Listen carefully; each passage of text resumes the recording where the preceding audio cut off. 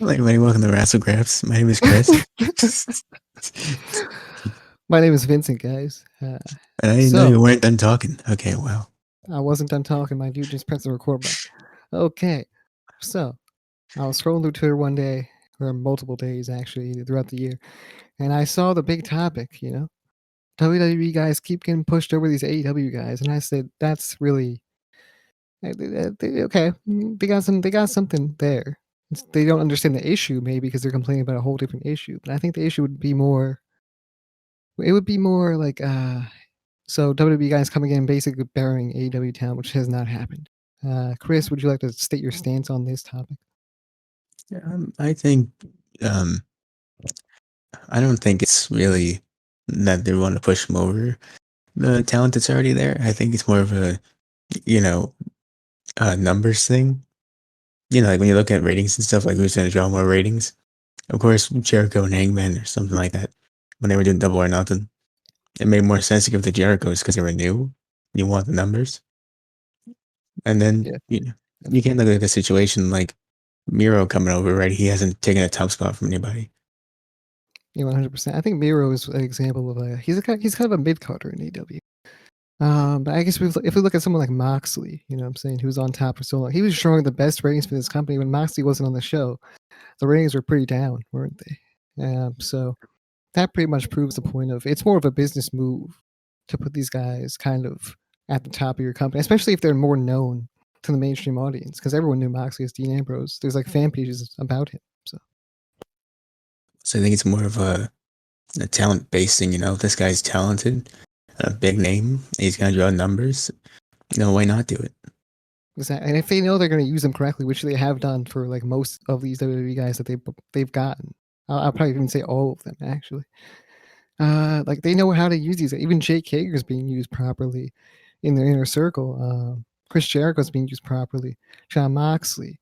Who else could we name here? Do you know any other names, Chris? I mean, there's Miro, if you want to say he's being used properly. I'll say Miro. He's being used properly right now. Actually, he looks like a beast. So Yeah. I'll say that too. You got But Pac, oh wait, Pac Neville. Yeah. the Stinger. They're all Pac's fucking doing. He's crazy right now, insane. But the thing is, these guys are not like Chris Jericho didn't beat Hangman Page to bury Hangman Page. He made him look good. He made him look good as well as beat him. And they're telling a story with Hangman Page right now as well. So I think they know what they're doing with these guys. The storytelling's there, everything's there. It's more of the problem here would be burying people, and that's usually like the same problem from the last video where we talked about Kenny Omega winning the top title in AEW and how that's not a bad thing. Go check that out on our YouTube channel. But it's kind of burying. That's really the problem, and it hasn't happened. So Cody Rhodes came from WWE, and he went to Ring of Honor. He remade himself as a person, and in New Japan Pro Wrestling, of course, he went there too. I think he fought Okada and stuff. So basically, he didn't bury anybody. He's out here trying to make people look better, like Darby Allin and Ricky Starks and all these other guys. So and Chris Jericho trying to make Orange Cassidy look better all those times. And Orange Cassidy's an AEW guy. Like if you didn't know who he was before, you now know it. And he's a ratings draw by himself. Orange Cassidy's a big ratings draw. So we can't really make this argument, honestly. Yeah, That I think. pushing WWE guys over AEW guys is a problem because it's not. So Yeah, I think it's like you said, using that name value and the name recognition to get over lesser known guys. It's a smarter move, I think, than just trying to get these guys over who no one really knows and just throwing them in there. I didn't know Ricky Starks really until he joined AEW, and I saw the match with Cody. I said this guy's actually pretty fucking good, and he joined Taz in his group, and he's even better than he was, before. But or Darby Allin too. Darby Allin had a storming performance against Cody, right? And that went well. Dustin Rhodes, he's been putting people over as well, right?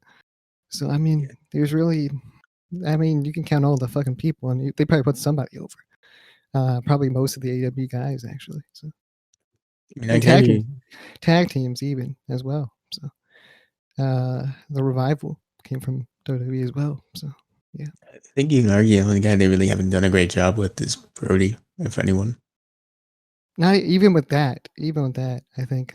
Well, I think Brody's fucking. I think he's finally finding himself now. as a person. Although I don't think that has really anything to do with. Does it have something to do with this? I don't really know.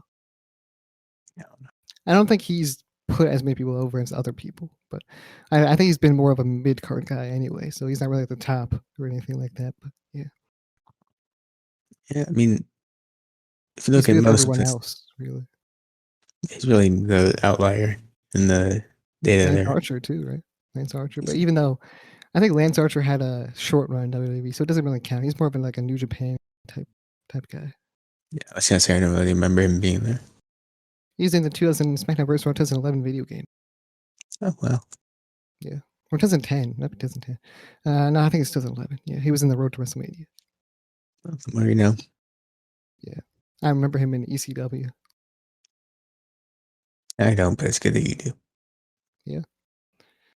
But he remade himself anyway, so I think do you have to say anything on anything? I think I said what I had to say. I think the overall point here is, you gotta look at all the facts. You gotta think about things from everyone's standpoint before you just assume it's a, you know, preferential thing. This company over that company, sort of thing. Yeah, I think the Twitter amplifies that. Like, you got WWE fanboys and you got them AEW loyalists, and it's kind of trolling at the end of the day sometimes. But I feel like some people actually believe that shit, as we saw with the Kenny Omega bullshit that we had to cover on the channel as well. So yeah. We didn't have to do it. That was a choice we made. Well, yeah, but I felt very inspired by those tweets to actually cover it. So yeah, Yeah, well, I think that's really it for what we and we have to proved a say. point, I think, in that video. So I think we got our point across. Yeah, We're just trying to be logical about everything. We're not trying to shit on anybody or nothing. But yeah. the whole theme of this series is really asking people to think about things more logically before they, you know, post opinions about these things. Yeah, there's more topics to come, more different shit we can talk about. Not just this one, not one standing story, but like different other shits that we can talk about, like people getting pushed and stuff like that. I don't know. We'll I we'll, promise we'll you discuss them. guys, We're not gonna spoil them. Wait, what? What'd you say? this won't all be AW. I know the past you have been, but it's not all AW ideas. Definitely not all AW. We got some WWE stuff maybe in the vault. You know what I'm saying? So, and maybe just pro wrestling in general, because there's a lot of shit we can cover. So, I think that's it. If you want to bring it to an end. there's more videos like this on our channel. At least one. There's one. There's one whole video on our channel, and if you want to check that out, you can. It's about Kenny Omega being pushed as the top star in AEW while he's the vice president, or vice president, and or executive vice president, and how that's not really a problem at all. So go check that out. I guess I'll plug away. I guess we have a WWE Originals review, album review. You can go check that out on our channel. Just audio, of course. And we have a podcast, Wrassle Graps podcast, where we review different shows: SmackDown, Raw, AEW, no NXT, and hope you enjoy those as well. If you want to check them out, leave a like, dislike, comment, subscribe, all that good stuff. Check us out on Twitter at WrestleGraps, at WrestleGraps on Instagram. It's WrestleGraps on Snapchat, all one thing. Facebook's Wrestle, hit the space bar, Graps. I am at the Vincent DXP on Twitter, at the Vincent DXP on Instagram. Chris is R at R521 on at R521 Chris on Twitter, and you can find us there. And go check us out on all our podcasting platforms that we're on, which is probably most of them. Hit the follow button, subscribe, hit the notification bell on any platform you can. Leave 5-star reviews on Apple Podcasts because that helps greatly, and share everything that you see from us to help us get noticed. I think that's it, Chris. I'll see you the next one, guys. See you guys then.